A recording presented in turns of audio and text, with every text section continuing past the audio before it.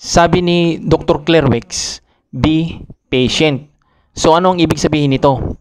Ngayon, bago natin yan ipaliwanag, no, kung anong ibig sabihin niyan, kailangan nyo munang malaman kung ano ba talaga ang anxiety disorder, kung bakit nyo ito nararanasan at bakit nyo ito nangyayari, bakit ito nangyayari.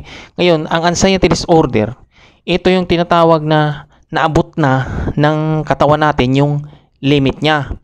Yung limit na sinasabi, ito yung mga build-up energy na nilikha mismo ng katawan natin sa pamamagitan natin. Ngayon, kapag nakakaranas tayo ng mga pangit na pakiramdam at mga sintomas, ang ibig sabihin nito ay pinapakawalan din ng katawan natin yung nilikha niyang mga enerhiya ng stress. Ngayon, kapag nakatuon ka dito sa mga pangit na ito, sa mga sintomas na ito, ang mangyayari talaga sa iyo, hindi ka mag-grow.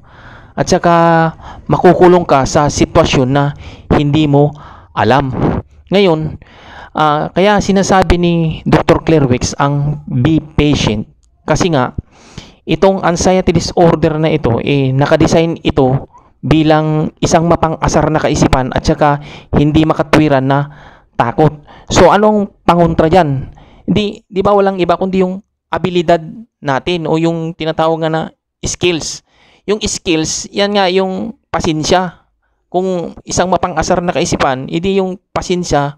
Kung hindi makatwiran na takot, hindi yung courage. Kasi wala namang ibang dapat gawin kundi yun naman talaga yung pasensya, patience at saka courage ay acceptance lang din yan. Ngayon, iniba lang yung paliwanag para mas maintindihan nyo pang maigi.